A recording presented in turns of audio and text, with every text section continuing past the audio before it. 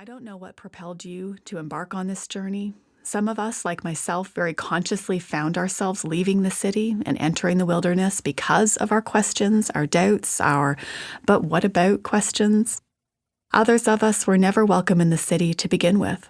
The wilderness has been your primary address for as long as you can remember. You have much to teach us. However we found ourselves here, look up, look up.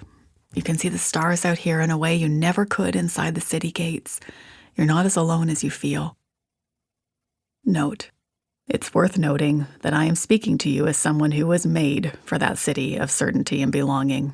I mean, I'm a nice white lady who is married with kids. The city usually loves women like me. So when I left the city gates, it was on purpose, and it was a choice in some ways. But for many of us, we never belonged in the city. Maybe it's because of our sexuality or gender identity. Maybe it's because we are not neurotypical. Maybe because of how we were raised or how we look or our body or how we move through the world.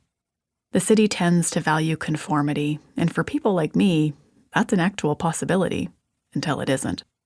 But for a lot of us, conformity isn't even possible, and so the city was never our home, which is important to name.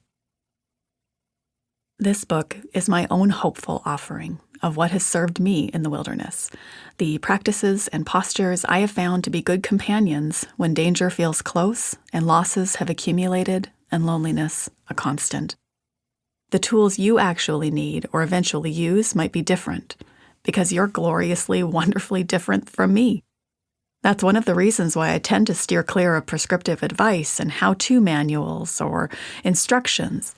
You will discern what will serve you and what you can release without my interference. What I'm offering are the knowings I arrived at the hard way, through mistakes and missteps and outright failures. These are the practices I still embrace in my daily life, the things I wish I had known when my back felt the final close of the city gate behind me with nothing but wilderness ahead. I hope to simply be alongside you as a companion for this time. Some of the practices might meet you right where you are.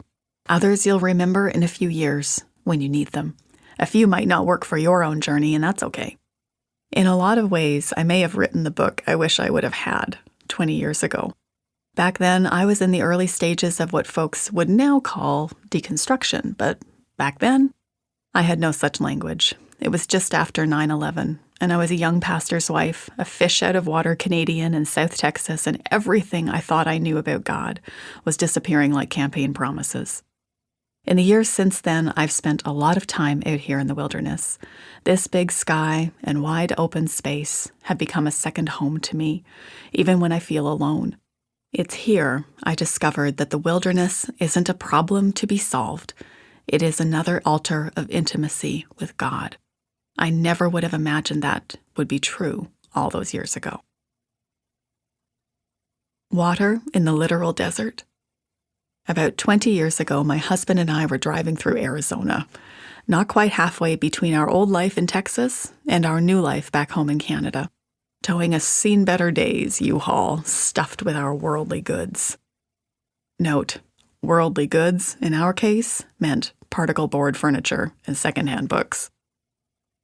The August heat was radiating off the road, but we kept the windows open because our air conditioner was never able to keep up with the American Southwest.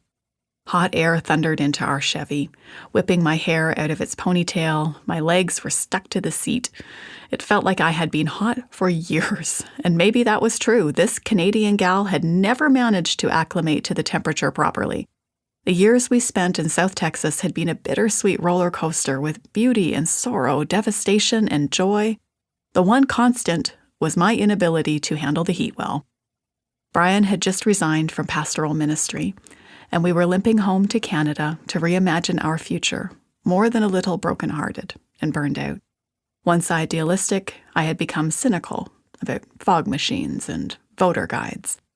Brian may have been the one to leave his Jesus-y job behind, but I was the one losing my faith altogether. We were still grieving our latest miscarriage and questioning many of our experiences in full-time vocational ministry and the ways we were taught or expected to be in the world. Everything I knew about God had become a gigantic question mark, and everything I